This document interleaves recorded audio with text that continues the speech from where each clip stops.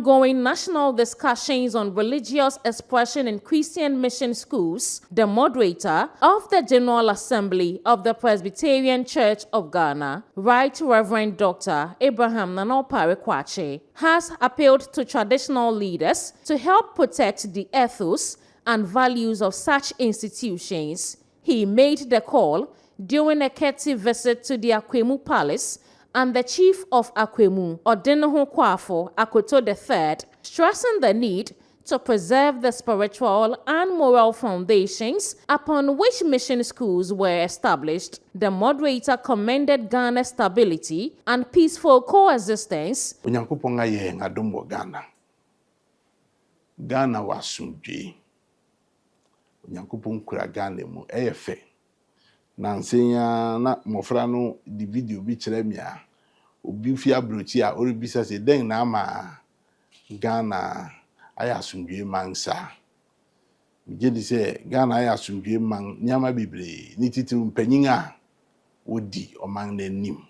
se woye politicians o se woye yen nananom ahemfu se woye asofu ibamfu se den o yen nyina ya trans yiye ama bibia akoso na mum nyama nketinketi bi asori na nsen a ya nhwe ni ya ebe hawo yen asumdwe na anu bi bra mi nye moderator me call conference bi was Switzerland and na yereka about senior Boko Haram hadwin wo Nigeria and na me kire se Ghana de Christopher and Muslim fu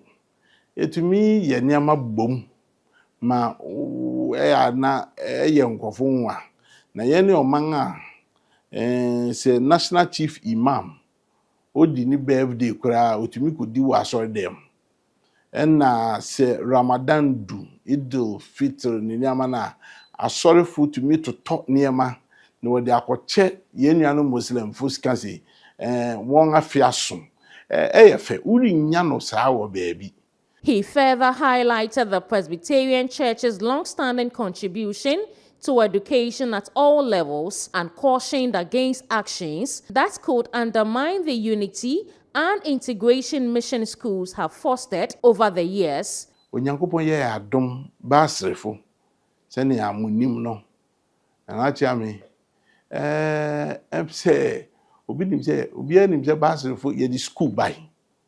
na miai bebre a basra asafo no koye no ye dua school ho enti say ye primary school and na say middle school de eno de ye woni bebre okay kan nyina ebom kra ebro 4,000 ye spread all over the country bio nso ye yire ye ho nsuso esisi secondary schools bebre ewo yen magnumu mi je di say obi anim say yen secondary school kese ba akopa aye presekli gon eye kese Buri girls Kobo girls ni ekeka ho ye were technical schools ni schools ahodo bebre onyankopon aye yen adom. The visit was undertaken by a high-powered delegation led by the moderator, including the clerk of the General Assembly, Reverend David Abuaje Dankwa, the Volta Presbytery chairperson, Reverend Felix Akwesu Enim Danto, the Volta Presbytery clerk, Reverend John Atta Kwame Donko, and the Akwemu District Minister, Reverend George Owusu Afram.